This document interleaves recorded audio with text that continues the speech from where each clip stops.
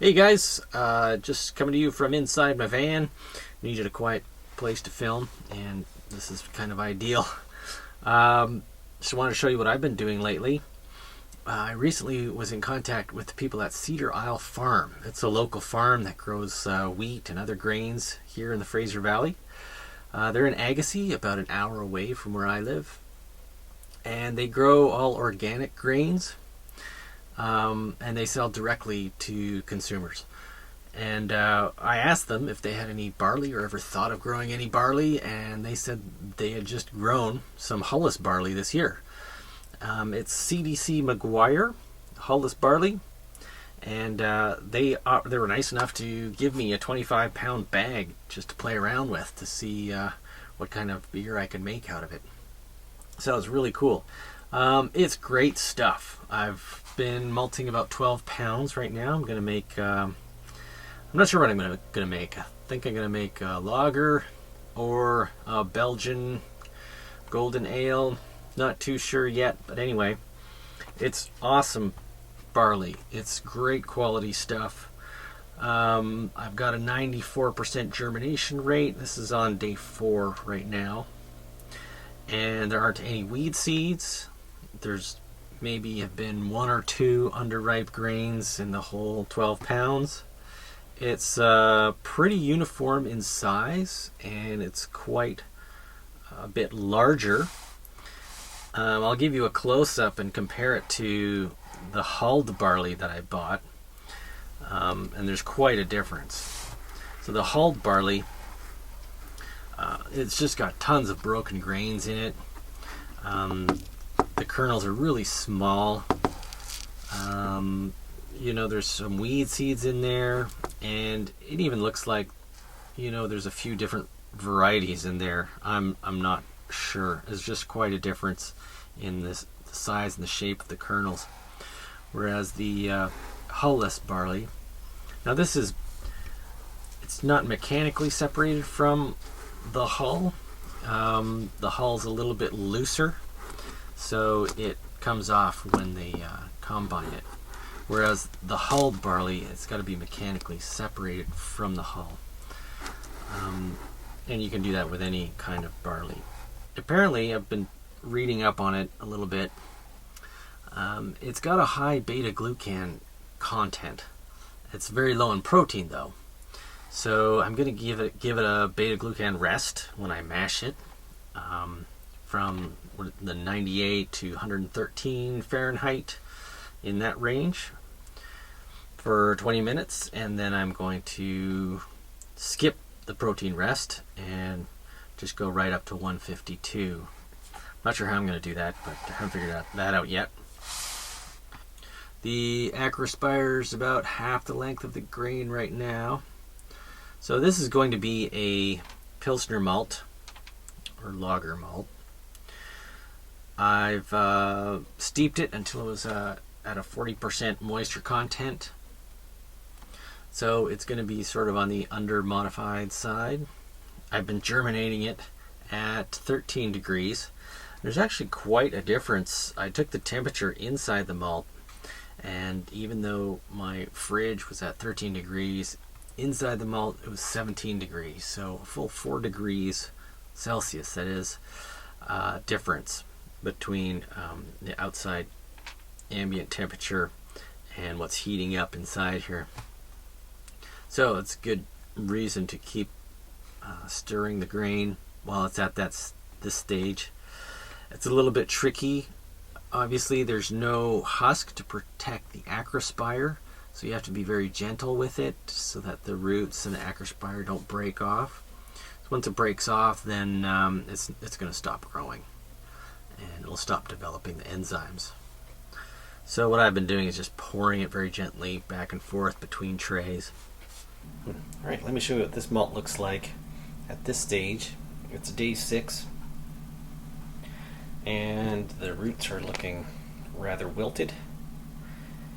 I've been noticing a few grains that are overgrowing, and it's definitely modified when I'm doing the rub test, so it's ready to be dried out. I've separated it into a bunch of different trays just to spread it out. It just seemed to be getting kind of warm, so just to keep the temperature down around 15 or so. Got a little bit of heat on, and the fan on as well.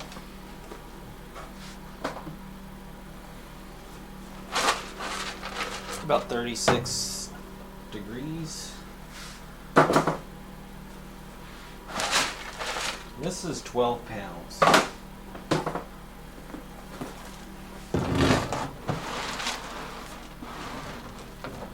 Nice thing about this Hulless barley is you can actually see the acrospires.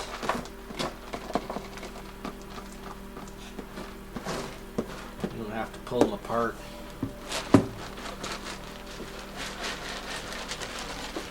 But at the same time, you have to be kind of a little bit careful not to break them off.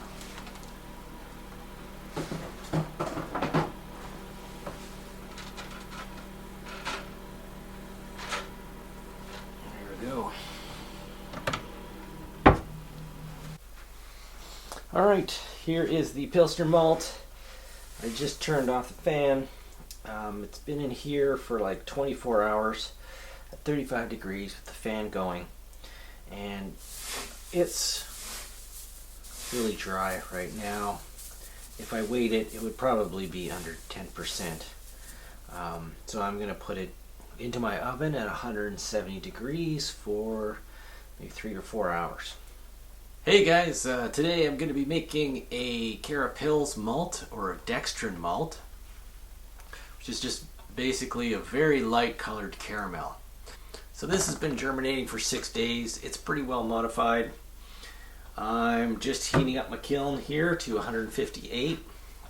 For dextrin malt, you want to skip the 122 degree stage, or the protein rest stage, because if you have it at that, you're going to start to add some color to your malt. And for Carapils malt, you don't want to do that, so you want to get it in there right away at 158 degrees. I'm going to be covering it in tin foil just to lock in the moisture, make sure it stews. And I've got another little thermometer which I'm going to put right inside the malt here like this, just to make sure I've got the malt temperature at 158.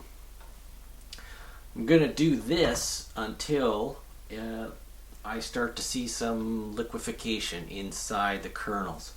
So that could take anywhere from 3 to 4 hours, I find. And it all depends on how well your enzymes have developed inside the malt. The test for that is simply after 3 hours, you squeeze one of the kernels and you'll see some liquid come out of it. And that way you know that the conversion has happened inside the grain. So I'm about at temperature right now, so I'm going to get this into the kiln.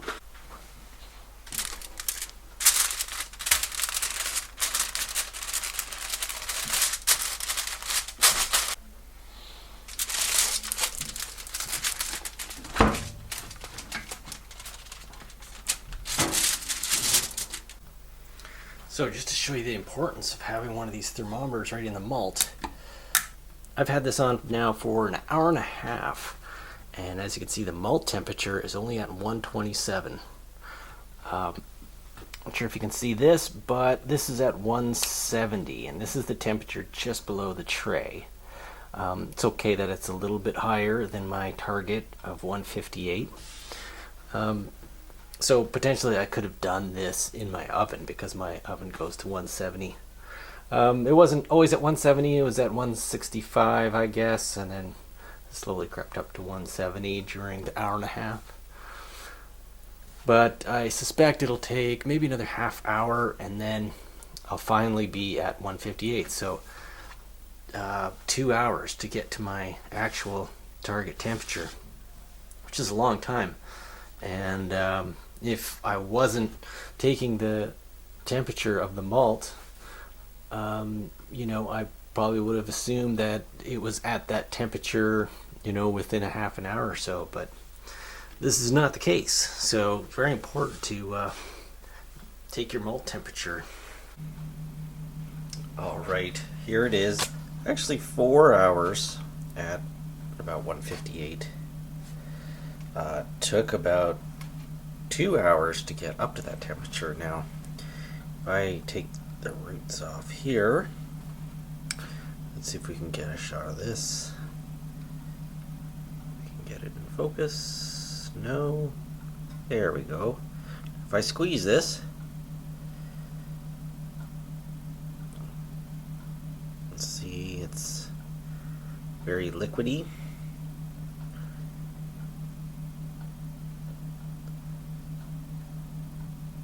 Starch is very wet and mushy, so that's good. So we'll take it out of here and put it on the screen.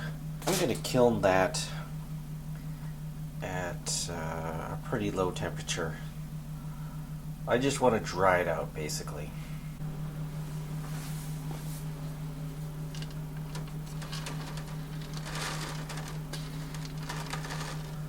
Smells sort of like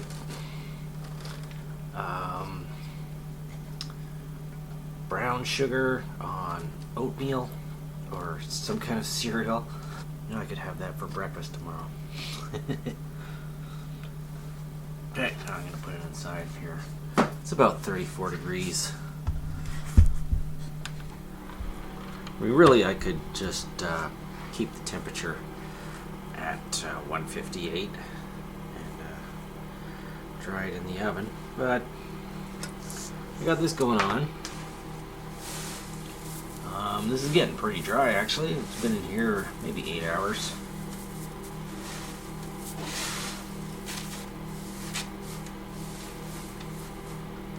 Let's see if I can fit this in here. That might not work. Done it before, though.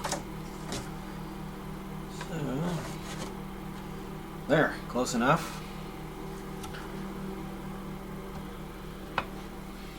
Okay, here's the dextrin malt. It's just been in there for I think about 12 hours, and it's still a little bit chewy. That's 12 hours at 35 degrees with the air flowing through it. So I'm going to raise the temperature now to about 50 and keep it there for a little while.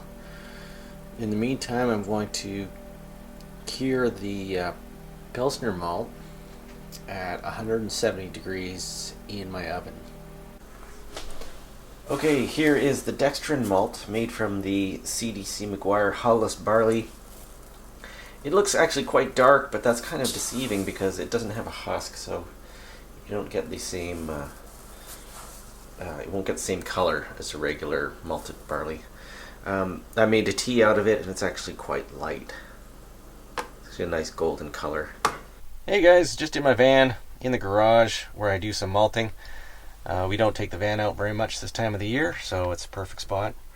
I've got the second batch of CDC McGuire right here. It's at 16 degrees, which is just a perfect temperature. And this is going to be made into some pale malt and a little bit of caramel for an IPA. So I'll have the IPA and a Belgian Golden Strong made out of the 25 pounds of this barley. The Golden Strong's turning out really well. It tastes amazing. It's just a little bit cloudy right now. I'm going to give it another week, and hopefully that'll clarify a little bit more. We'll see. So it's now day 4, and we're still maintaining a perfect temperature of around 16-17 degrees. Acris buyers are probably about halfway. Let's see if I can find some good examples here. And it's all really nice and even. They're all about the same length. So I steeped this one twice, once for 8 hours, and then I had a 12-hour rest in between, and the second steep was for 10 hours, and that gave me a 43% moisture content. It's day 6, and the temperature in the malt is about 16 degrees Celsius, but the outside air temperature is 12 degrees, so almost a 4-degree difference right there. The roots are starting to wither. They don't look as white. They're starting to turn a little bit brown and not looking as healthy, which is great. Actually, everything's seems to be growing at a perfect rate. Acrospires are still about half to 3/4 of the length of the grain, and I'm hoping at this point the growth will start to slow down as it dries out a little bit. All right, well, let's see what we got here. I've got both beers. I think this is the IPA.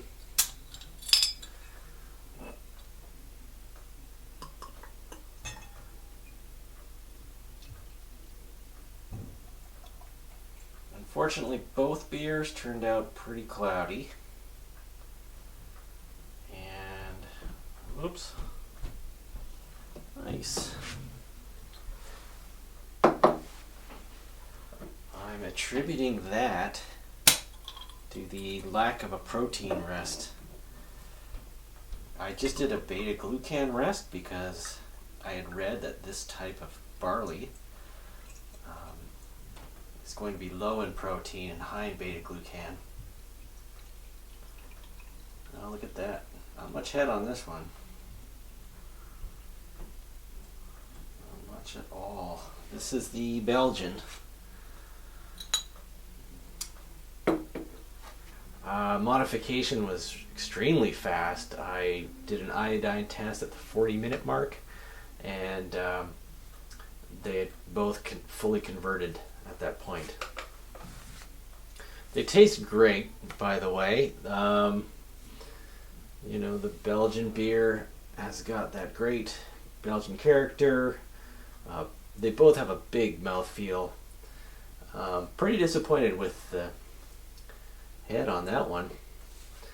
I'm suspecting the hops had something to do with the head on this one. But this is a fun experiment, and I'm going to post some pictures of the farm on my blog. I took a little trip out there and gave them some of this beer so they could try it. And a beautiful spot right near Harrison Hot Springs. And I'll put a link to their website where you can buy their wheat or their Hulless barley. So fun experiment, and if I ever get the opportunity to do this again with this type of barley, would definitely do a protein rest, maybe do a decoction mash. Cheers. Happy holidays. That's a good one.